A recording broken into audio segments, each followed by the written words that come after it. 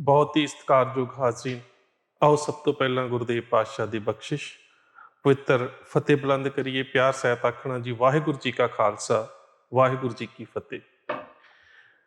ਅੱਜ ਜਿਸ ਮਸਲੇ ਦੇ ਉੱਪਰ ਮੈਂ ਤੁਹਾਡੇ ਨਾਲ ਵਿਚਾਰ ਚਰਚਾ ਕਰਨ ਲੱਗਾ ਹਾਂ, ਉਸ ਦੇ ਉੱਪਰ ਸਾਨੂੰ ਬਹੁਤ ਹੀ ਧਿਆਨ ਦੇ ਨਾਲ ਚਿੰਤਨ ਕਰਨ ਦੀ ਲੋੜ ਹੈ। ਉਹਦੇ ਵਿੱਚ 2-3 ਚੀਜ਼ਾਂ ਖਾਸ ਧਿਆਨ ਮੰਗਦੀਆਂ ਨੇ ਕਿ ਵਰਤਮਾਨ ਦੇ ਵਿੱਚ ਜਿਹੜੇ ਵਰਤਾਰੇ ਵਾਪਰਦੇ ਨੇ ਉਹਨਾਂ ਦਾ ਭਵਿੱਖ ਦੇ ਉੱਪਰ ਕੀ ਅਸਰ ਹੁੰਦਾ ਹੈ। ਇਤਿਹਾਸ ਦੇ ਵਿੱਚ ਇਹਨਾਂ ਵਰਤਾਰਿਆਂ ਦੇ ਕਰਕੇ ਸਾਨੂੰ ਕਿਹੜੀਆਂ-ਕਿਹੜੀਆਂ ਮੁਸ਼ਕਲਾਂ ਦਾ ਸਾਹਮਣਾ ਕਰਨਾ ਪਿਆ, ਤੇ ਜਦੋਂ ਸਰਕਾਰੀ ਸਾਜ਼ਿਸ਼ ਦੇ ਨਾਲ ਜਾਂ ਜਦੋਂ ਸਟੇਟ ਸਪਾਂਸਰਡ ਜਿਹੜੀਆਂ ਨੀਤੀਆਂ ਹੁੰਦੀਆਂ ਨੇ ਉਹ ਕਿਸੇ ਇਮਾਰਤ ਦੀ ਤਾਮੀਰ ਵੀ ਕਰਦੀਆਂ ਨੇ ਜੇਕਰ, ਤਾਂ ਉਹਦੇ ਨਾਲ ਜਿਹੜੀਆਂ ਬਾਕੀ ਕੌਮੀਅਤਾਂ ਹੁੰਦੀਆਂ ਨੇ ਉਹਨਾਂ ਦੇ ਹਿੱਤਾਂ ਦਾ ਨੁਕਸਾਨ ਕਿਵੇਂ ਹੁੰਦਾ ਹੈ ਜਾਂ ਉਹਨਾਂ ਦਾ ਗਲਾ ਕਿਵੇਂ ਘੁੱਟਿਆ ਜਾਂਦਾ ਹੈ। ਸੋ ਜੇਕਰ ਤੁਸੀਂ ਇਸ ਸਾਰੀ ਵਾਰਤਾਲਾਪ ਨੂੰ ਧਿਆਨ ਦੇ ਨਾਲ ਸੁਣਨ ਦਾ ਯਤਨ ਕਰੋਗੇ ਤਾਂ ਤੁਹਾਨੂੰ ਵਰਤਮਾਨ ਦੇ ਵਿੱਚ ਵੀ ਉਹਨਾਂ ਗੱਲਾਂ ਵੱਲ ਆਪਣਾ ਧਿਆਨ ਕੇਂਦਰਿਤ ਕਰਨ ਦੀ ਲੋੜ ਮਹਿਸੂਸ ਹੋਵੇਗੀ ਜਿਨ੍ਹਾਂ ਦੇ ਬਾਰੇ ਤੁਸੀਂ ਸਮਝਦੇ ਹੋ ਕਿ ਭਵਿੱਖ ਦੇ ਵਿੱਚ ਇਹ ਸਾਡੇ ਵਾਸਤੇ ਵੱਡੀਆਂ ਚੁਣੌਤੀਆਂ ਬਣ ਸਕਦੀਆਂ ਨੇ।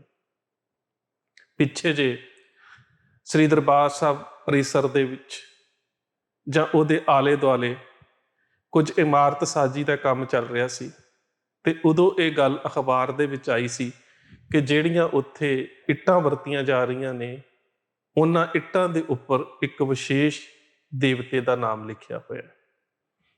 ਸੋ ਮੈਂ ਤੁਹਾਡੀ ਜਿਹੜੀ ਮਾਨਸਿਕਤਾ ਹੈ ਉਹਨੂੰ ਕਾਫੀ ਪਿੱਛੇ ਲੈ ਕੇ ਜਾਣਾ ਚਾਹੁੰਦਾ ਹੈ। ਪਾਕਿਸਤਾਨ ਦੇ ਵਿੱਚ ਇੱਕ ਪਿੰਡ ਹੈ ਮਾਣਕ। ਜੇਕਰ ਤੁਸੀਂ ਵਿਕੀਪੀਡੀਆ ਦੇ ਉੱਪਰ ਖੋਜ ਕਰੋਗੇ ਤਾਂ ਮਾਣਕ ਪਿੰਡ ਦੀ ਜਿਹੜੀ ਤਾਮੀਰ ਹੈ ਉਹ 1469-70 ਦੇ ਵਿੱਚ ਸ਼ੁਰੂਆਤ ਮੰਨੀ ਜਾਂਦੀ ਹੈ ਕਿ ਉਹ ਪਿੰਡ ਜਿਹੜਾ ਉਸ ਵੇਲੇ ਹੋਂਦ ਦੇ ਵਿੱਚ ਆਇਆ, ਤਕਰੀਬਨ ਜਿਨ੍ਹਾਂ ਸਮਿਆਂ ਦੇ ਵਿੱਚ ਗੁਰੂ ਨਾਨਕ ਸਾਹਿਬ ਪ੍ਰਗਟ ਹੁੰਦੇ ਨੇ ਇਸ ਸੰਸਾਰ ਮੰਚ ਦੇ ਉੱਪਰ। ਸੋ ਉਸ ਪਿੰਡ ਦੇ ਵਿੱਚ ਇੱਕ ਧਾਰਮਿਕ ਸਥਾਨ ਹੈ, ਸਮਾਧ ਬਾਬਾ ਪ੍ਰਿਥੀਆ ਜੀ। ਤੇ 1921 ਦੇ ਵਿੱਚ ਜਦੋਂ ਗੁਰਦੁਆਰਾ ਸੁਧਾਰ ਲਹਿਰ ਚੱਲ ਰਹੀ ਸੀ ਤੇ ਅਕਾਲੀਆਂ ਨੇ ਉਸ ਪਿੰਡ ਦੇ ਵਿੱਚ ਤਕਰੀਬਨ 6 ਮਾਰਚ 1921 ਨੂੰ ਮੋਰਚਾ ਲਾਇਆ ਕਿ ਅਸੀਂ ਇਸ ਜਗ੍ਹਾ ਦਾ ਜਿਹੜਾ ਪ੍ਰਬੰਧ ਲੈਣਾ ਹੈ, ਕਿਉਂਕਿ ਉਸ ਵੇਲੇ ਜਿਹੜਾ ਉਸ ਅਸਥਾਨ ਦਾ ਪ੍ਰਬੰਧ ਸੀ ਉਹ ਉਦਾਸੀਆਂ ਦੇ ਹੱਥਾਂ ਦੇ ਵਿੱਚ ਸੀ। ਤੇ ਉੱਥੇ ਜਿਹੜਾ ਉਦਾਸੀ ਸੀ ਉਹ ਬਹੁਤ ਹੀ ਜ਼ਿਆਦਾ ਕਹਿ ਸਕਦੇ ਹੋ ਕਿ ਉਸ ਸਮੇਂ ਉਦਾਸੀਆਂ ਦੀ ਜਿਹੜੀ ਇੱਕ ਸਭਾ ਬਣੀ ਸੀ ਉਹਦਾ ਵੀ ਚੰਗਾ ਨੁਮਾਇੰਦਾ ਸੀ, ਤੇ ਵੈਸੇ ਵੀ ਸਰਕਾਰੀ ਦਰਬਾਰੀ ਉਸਦਾ ਚੰਗਾ ਅਸਰ ਰਸੂਖ ਸੀ। ਬਸੰਤ ਦਾਸ ਸ਼ਾਇਦ ਉਸਦਾ ਨਾਮ ਸੀ। ਤੇ ਉਸ ਵੇਲੇ ਸਿੱਖਾਂ ਨੂੰ ਉਹ ਕਬਜ਼ਾ ਨਹੀਂ ਮਿਲਿਆ। ਇਹ ਕੇਸ ਲੰਬਾ ਸਮਾਂ ਤੱਕ ਚੱਲਦਾ ਰਿਹਾ। ਬਸੰਤ ਦਾਸ ਤੋਂ ਬਾਅਦ ਉਹਦਾ ਪੁੱਤਰ ਜਿਹੜਾ ਸੀਗਾ ਰਾਮ ਪ੍ਰਸਾਦ, ਉਹਨੇ ਵੀ ਸਿੱਖਾਂ ਦੇ ਨਾਲ ਕੇਸ ਲੜਿਆ, ਪਰ ਬਾਰ-ਬਾਰ ਉਹਨਾਂ ਉਦਾਸੀਆਂ ਦੇ ਹੱਕ ਦੇ ਵਿੱਚ ਇਹੀ ਦਲੀਲ ਜਾਂਦੀ ਰਹੀ ਕਿ ਇਹ ਜਿਹੜੀ ਸਮਾਧ ਹੈ, ਸਿੱਖ ਕਹਿੰਦੇ ਰਹੇ ਕਿ ਭਾਈ ਪ੍ਰਿਥੀਆ ਜਿਹੜਾ ਸੀ ਉਹ ਗੁਰੂ ਗੋਬਿੰਦ ਸਿੰਘ ਮਹਾਰਾਜ ਦਾ ਸਿੱਖ ਸੀ, ਪਰ ਸਰਕਾਰ ਦੀ ਅਦਾਲਤ ਦੇ ਵੱਲੋਂ ਬਾਰ-ਬਾਰ ਇਹੀ ਗੱਲ ਸਾਹਮਣੇ ਆਉਂਦੀ ਰਹੀ ਕਿ ਇਸ ਸਮਾਧ ਦੇ ਅੰਦਰ ਬਣੇ ਹੋਏ ਜਿਹੜੇ ਕੰਧ ਚਿੱਤਰ ਨੇ ਜਾਂ ਜਿਹੜੀਆਂ ਪੂਜਾ ਪद्धਤੀਆਂ ਨੇ ਜਾਂ ਜਿਹੜੀਆਂ ਅੰਦਰ ਮਾਨਤਾਵਾਂ ਨੇ ਉਹਨਾਂ ਦਾ ਸਿੱਖ ਧਰਮ ਦੇ ਨਾਲ ਸੰਬੰਧ ਕੋਈ ਨਹੀਂ ਹੈ।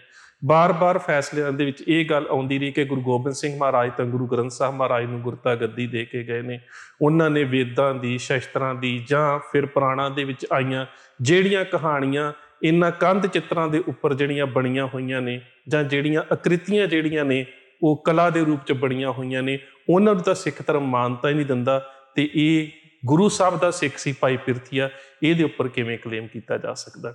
ਸੋ 1947 ਤੋਂ ਬਾਅਦ ਤਾਂ ਖੈਰ ਉਹ ਅਸਥਾਨ ਵੈਸੇ ਉਜੜ ਗਿਆ। ਉਸ ਉਜੜੇ ਹੋਏ ਅਸਥਾਨ ਦੀਆਂ ਤਸਵੀਰਾਂ ਜੇਕਰ ਤੁਸੀਂ ਵੇਖਣੀਆਂ ਹੋਣ ਤਾਂ ਜਿਹੜੇ ਅਮਰੀਕਾ ਤੋਂ ਸਾਡੇ ਵੀਰ ਨੇ ਡਾਕਟਰ ਦਲਵੀਰ ਸਿੰਘ ਪੰਨੂ, ਉਹਨਾਂ ਨੇ ਆਪਣੀ ਕਿਤਾਬ ਦੇ ਵਿੱਚ ਬਖੂਬੀ ਦਿੱਤੀਆਂ ਹੋਈਆਂ ਨੇ। ਉਹਨਾਂ ਨੇ ਇਸ ਕੇਸ ਦਾ ਵੀ ਕੁਝ ਜ਼ਿਕਰ ਕੀਤਾ ਵਿਸਥਾਰ ਦੇ ਨਾਲ। ਇੰਟਰਨੈਟ ਦੇ ਉੱਪਰ ਇਹ ਸਭ ਕੁਝ ਅਵੇਲੇਬਲ ਹੈ। ਸੋ ਮੇਰਾ ਕਹਿਣ ਤੋਂ ਭਾਵ ਹੈ ਕਿ ਉਹਦੇ ਪਿੱਛੇ ਕਾਰਨ ਕੀ ਬਣਿਆ।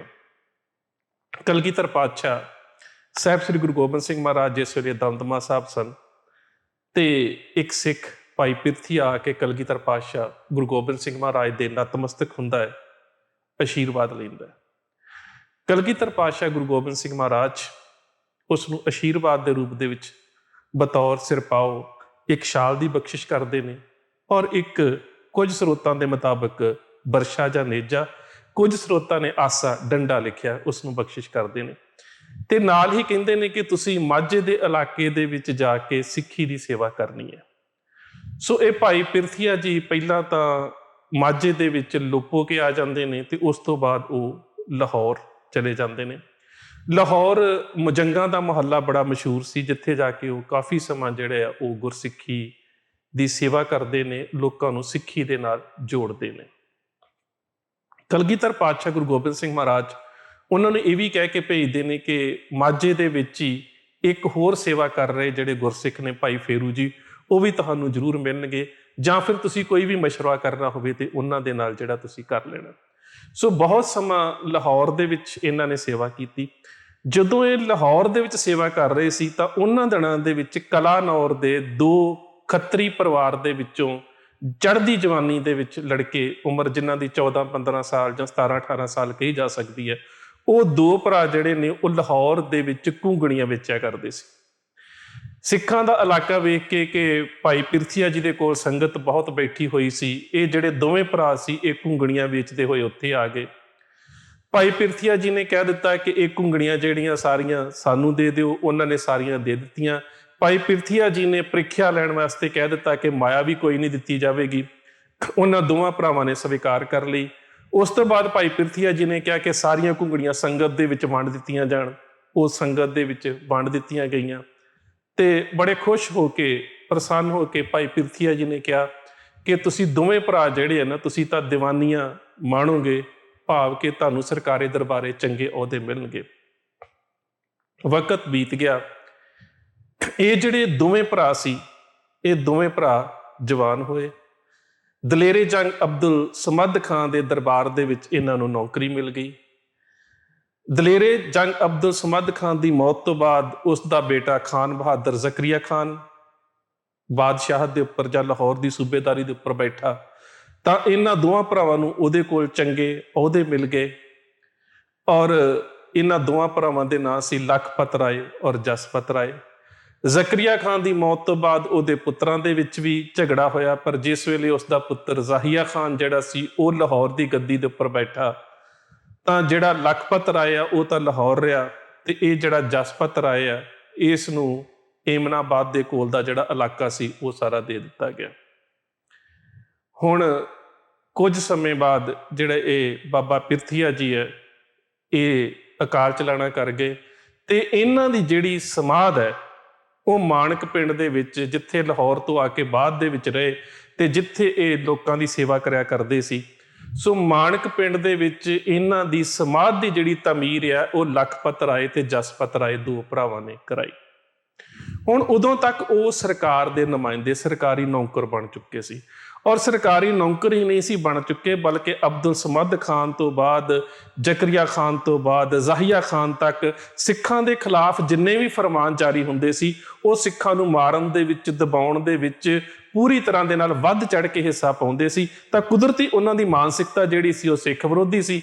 ਤੇ ਭਾਵੇਂ ਭਾਈ ਪਿਰਥੀਆ ਜੀ ਜਿਹੜੇ ਨੇ ਉਹ ਕਲਗੀਧਰ ਪਾਤਸ਼ਾਹ ਗੁਰੂ ਗੋਬਿੰਦ ਸਿੰਘ ਮਹਾਰਾਜ ਦੇ ਸਿੱਖ ਸਨ, ਪਰ ਇਹ ਬੇਸ਼ੱਕ ਅੱਗੋਂ ਲਖਪਤ ਰਾਏ ਤੇ ਜਸਪਤ ਰਾਏ ਇਹ ਮੰਨਦੇ ਸੀ ਕਿ ਸਾਨੂੰ ਇਹ ਜਿਹੜੀ ਦੀਵਾਨੀ ਮਿਲੀ ਹੈ, ਇਹ ਜਾਂ ਜਿਹੜੇ ਅਹੁਦੇ ਮਿਲੇ ਨੇ, ਇਹ ਸਾਰੇ ਭਾਈ ਪਿਰਥੀਆ ਜੀ ਦੀ ਬਰਕਤ ਦੇ ਨਾਲ ਮਿਲੇ ਨੇ। ਪਰ ਇਹਨਾਂ ਨੇ ਜਿਹੜੀ ਉਹਨਾਂ ਦੀ ਸਮਾਧ ਤਮੀਰ ਕਰਾਈ ਉਹ ਬਿਲਕੁਲ ਆਪਣੀਆਂ ਮਾਨਤਾਵਾਂ ਦੇ ਮੁਤਾਬਕ ਜਿਹੜੀ ਸੀ ਕਰਵਾਈ, ਨਾ ਕਿ ਸਿੱਖ ਧਰਮ ਦੀਆਂ ਮਾਨਤਾਵਾਂ ਦੇ ਅਨੁਸਾਰ। ਹੋਇਆ ਕੀ ਕਿ 18ਵੀਂ ਸਦੀ ਦੇ ਵਿੱਚ ਜਦੋਂ ਸਿੱਖ ਜਥਿਆਂ ਦੇ ਰੂਪ ਦੇ ਵਿੱਚ ਇੱਧਰ ਉੱਧਰ ਘੁੰਮ ਰਹੇ ਨੇ, ਤੇ ਉਸ ਵੇਲੇ ਸਰਦਾਰ ਚੜ੍ਹ ਸਿੰਘ ਸ਼ੁਕਰ ਚੱਕੀਆ, ਸਰਦਾਰ ਚੰਦਾ ਸਿੰਘ, ਭਾਈ ਮਨੀ ਸਿੰਘ ਦੇ ਭਤੀਜਾ ਭਾਈ ਅਗੜ ਸਿੰਘ, ਭਾਈ ਨਿਬਾਹੂ ਸਿੰਘ, ਇੱਕ ਸਿੱਖਾਂ ਦਾ ਜਿਹੜਾ ਜਥਾ ਸੀਗਾ ਉਹ ਏਮਨਾਬਾਦ ਗੁਰਦੁਆਰਾ ਰੋੜੀ ਸਾਹਿਬ ਰੁਕਦਾ ਹੈ। ਉਹੀ ਅਸਥਾਨ ਜਿੱਥੇ ਗੁਰੂ ਨਾਨਕ ਸਾਹਿਬ ਗਏ ਸੀ ਤੇ ਭਾਈ ਲਾਲੋ ਜੀ ਦੇ ਨਾਲ ਵਿਚਾਰ ਵਟਾਂਦਰਾ ਕੀਤਾ ਸੀ, ਬਚਨ ਵਿਲਾਸ ਜਿਹੜੇ ਉਹ ਕੀਤੇ ਸੀ।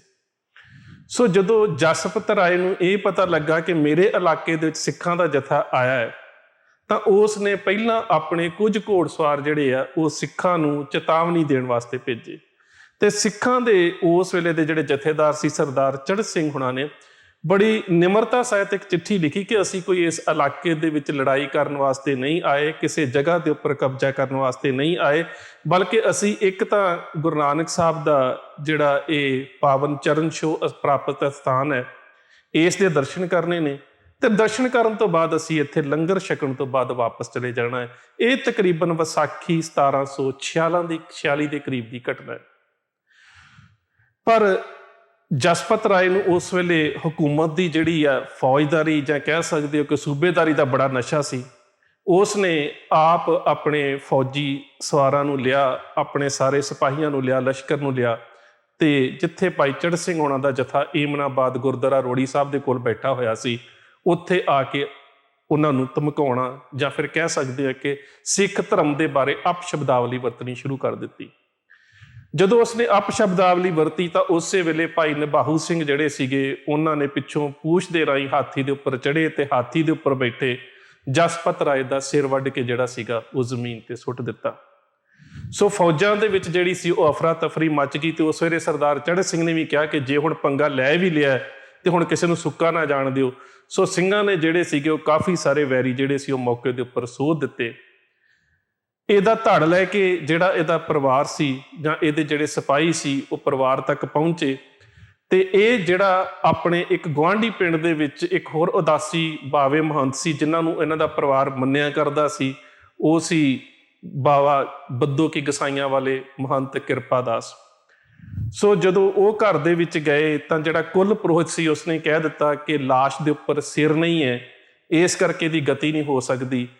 ਤੇ ਇਹ ਜਿਹੜੇ ਬਾਵਾ ਕਿਰਪਾ ਰਾਮ ਬੱਦੋ ਕੀ ਗਸਾਈਆਂ ਵਾਲੇ ਸੀਗੇ, ਇਹ ਦੁਬਾਰਾ ਫਿਰ ਸਰਦਾਰ ਚੜ੍ਹ ਸਿੰਘ ਹੁਣਾਂ ਕੋਲ ਆਏ। ਲੰਗਰ ਦੇ ਵਿੱਚ ਤਕਰੀਬਨ ਉਹਨਾਂ ਸਮਿਆਂ ਦੇ ਮੁਤਾਬਕ 500 ਰੁਪਈਆ ਭੇਟਾ ਜਿਹੜੀ ਸੀ ਉਹ ਅਰਪਿਤ ਕੀਤੀ। ਤੇ ਲੰਗਰ ਦੇ ਵਿੱਚ ਇਹ ਭੇਟਾ ਦੇਣ ਤੋਂ ਬਾਅਦ ਇਹਨਾਂ ਨੇ ਜਸਪਤ ਰਾਏ ਦਾ ਸਿਰ ਲਿਆ ਤੇ ਜਾ ਕੇ ਉਸ ਪਰਿਵਾਰ ਨੂੰ ਵਾਪਸ ਦਿੱਤਾ। ਤੇ ਫਿਰ ਇਹਦੀ ਜਿਹੜੀ ਕਹਿ ਸਕਦੇ ਹੋ ਕਿ ਉਸ ਪਿੰਡ ਦੇ ਵਿੱਚ ਜਾਂ ਇਹਦੀ ਉਸ ਪਿਤਰੀ ਸਥਾਨ ਦੇ ਉੱਪਰ ਜਿਹੜੀਆਂ ਅੰਤਮ ਰਸਮਾਂ ਕੀਤੀਆਂ ਗਈਆਂ ਔਰ ਇਹਦਾ ਅੰਤਮ ਸੰਸਕਾਰ ਕੀਤਾ ਗਿਆ। ਸੋ ਇਹ ਸੀ ਜਸਪਤ ਰਾਏ। ਲਖਪਤ ਰਾਏ ਦੇ ਬਾਰੇ ਸਾਰੀ ਗੱਲ ਅਗਲੇ ਕਿਸੇ ਹਿੱਸੇ ਦੇ ਵਿੱਚ ਕਰਾਂਗੇ, ਪਰ ਇਹਦੇ ਵਿੱਚ ਤੁਹਾਨੂੰ ਕੇਵਲ ਇਹ ਦੱਸਣ ਦਾ ਯਤਨ ਕੀਤਾ ਹੈ ਕਿ ਸਿੱਖਾਂ ਦੇ ਨਾਲ ਪੰਗਾ ਲੈਣ ਵਾਲੇ ਜਾਂ ਸਿੱਖਾਂ ਦੇ ਹੱਥੋਂ ਮਰਨ ਵਾਲੇ ਜਾਂ ਫਿਰ ਇਹ ਕਹਿ ਸਕਦੇ ਹੋ ਕਿ ਸਿੱਖਾਂ ਦੇ ਕਤਲੇਆਮ ਦੇ ਵਿੱਚ ਸ਼ਾਮਲ ਇਸ ਪਰਿਵਾਰ ਜਿਹੜਾ ਹੈ, ਇਹ ਵੀ ਕਦੀ ਸਮਝਦਾ ਸੀ ਕਿ ਸਾਡੇ ਉੱਪਰ ਭਾਈ ਪਿਰਥੀਆ ਜੀ ਜਿਹੜੇ ਨੇ ਉਹਨਾਂ ਦੀ ਬਰਕਤ ਹੈ, ਉਹਨਾਂ ਦੀ ਸਾਰੀ ਕਿਰਪਾ ਹੈ। ਤੇ ਭਾਈ ਪਿਰਥੀਆ ਜੀ ਜਿਹੜੇ ਸੀ ਉਹ ਕਲਗੀਧਰ ਪਾਤਸ਼ਾਹ ਗੁਰੂ ਗੋਬਿੰਦ ਸਿੰਘ ਮਹਾਰਾਜ ਦੇ ਕੋਲੋਂ ਆਸ਼ੀਰਵਾਦ ਲੈ ਕੇ ਆਏ ਸੀ। ਪਰ ਸਮੇਂ ਦੇ ਗੇੜ ਦੇ ਵਿੱਚ ਜਦੋਂ ਬੰਦੇ ਕੋਲ ਹਕੂਮਤ ਦਾ ਨਸ਼ਾ ਹੁੰਦਾ ਹੈ ਤੇ ਬੰਦਾ ਕਿਵੇਂ ਦੇ ਕੰਮ ਕਰਦਾ ਹੈ ਕਿ ਜਿਹੜਾ ਭਾਈ ਪਿਰਥੀਆ ਜੀ ਨੂੰ ਆਪਣਾ ਅਧਿਆਤਮਿਕ ਰਹਿਬਰ ਮੰਨਦਾ ਸੀ, ਉਹ ਉਹਨਾਂ ਦੇ ਹੀ ਕਹਿ ਸਕਦੇ ਹੋ ਕਿ ਜਿਹੜੇ ਗੁਰ ਭਾਈ ਨੇ ਉਹਨਾਂ ਦੇ ਖਿਲਾਫ ਤਲਵਾਰ ਚੁੱਕਦਾ ਹੈ। ਤੇ ਫਿਰ ਜਦੋਂ ਉਹ ਅਸਥਾਨ ਬਣ ਜਾਂਦਾ ਹੈ ਤੇ ਉਸ ਅਸਥਾਨ ਦੇ ਵਿੱਚ ਜਿਸ ਤਰ੍ਹਾਂ ਦੇ ਕੰਧ ਚਿੱਤਰ ਬਣਦੇ ਨੇ, ਉਸ ਅਸਥਾਨ ਨੂੰ ਆਪਣਾ ਸਾਬਤ ਕਰਨ ਦੇ ਵਾਸਤੇ ਜਾਂ ਭਾਈ ਪਿਰਥੀਆ ਜੀ ਨੂੰ ਕਲਗੀਧਰ ਪਾਤਸ਼ਾਹ ਗੁਰੂ ਗੋਬਿੰਦ ਸਿੰਘ ਮਹਾਰਾਜ ਦਾ ਸਿੱਖ ਸਾਬਤ ਕਰਨ ਵਾਸਤੇ ਵੀ ਲੰਬਾ ਸਮਾਂ ਜਿਹੜਾ ਤਕਰੀਬਨ 1947 ਤੱਕ, ਦੇਸ਼ ਦੀ ਵੰਡ ਤੋਂ ਬਾਅਦ ਤਾਂ ਮੈਂ ਪਹਿਲਾਂ ਵੀ ਦੱਸ ਚੁੱਕਾ ਕਿ ਉਹ ਸਾਰਾ ਹੁਣ ਅਸਥਾਨ ਜਿਹੜਾ ਉਹ ਬਿਲਕੁਲ ਉਜਾੜ ਪਿਆ ਹੋਇਆ। ਪਰ ਇੱਕ ਲੰਬਾ ਅਦਾਲਤ ਦੇ ਵਿੱਚ ਕੇਸ ਲੜਨਾ ਪੈਂਦਾ ਹੈ। ਕਾਹਦੇ ਕਰਕੇ? ਕਿ ਜਦੋਂ ਅਸੀਂ ਵਰਤਮਾਨ ਦੇ ਵਿੱਚ ਇਹਨਾਂ ਛੋਟੀਆਂ ਵਾਪਰ ਰਹੀਆਂ ਘਟਨਾਵਾਂ ਦੇ ਬਾਰੇ ਨਹੀਂ ਸੋਚਦੇ ਤਾਂ ਫਿਰ ਭਵਿੱਖ ਦੇ ਵਿੱਚ ਉਸ ਦੇ ਜਿਹੜੇ ਨਤੀਜੇ ਬੜੇ ਭਿਆਨਕ ਨਿਕਲਦੇ ਨੇ। ਸੋ ਹੁਣ ਦੇ ਸਮੇਂ ਦੇ ਵਿੱਚ ਵੀ ਸਾਡਾ ਫਰਜ਼ ਬਣਦਾ ਹੈ ਕਿ ਅਸੀਂ ਛੋਟੀਆਂ ਗੱਲਾਂ ਜਿਹੜੀਆਂ ਆਉਣ ਵਾਲੇ ਸਮੇਂ ਦੇ ਵਿੱਚ ਨੁਕਸਾਨਦੇਹ ਸਾਬਤ ਹੋ ਸਕਦੀਆਂ ਨੇ, ਉਹਨਾਂ ਦੇ ਉੱਪਰ ਜ਼ਰੂਰ ਧਿਆਨ ਦਈਏ। ਇੰਨੀਆਂ ਕੁ ਬੇਨਤੀ ਆ ਪ੍ਰਵਾਨ। ਫਤਿਹ ਦੀ ਸਾਂਝ, ਪਿਆਰ ਸਹਿਤ ਆਖਣਾ ਜੀ। ਵਾਹਿਗੁਰੂ ਜੀ ਕਾ ਖਾਲਸਾ, ਵਾਹਿਗੁਰੂ ਜੀ ਕੀ ਫਤਿਹ।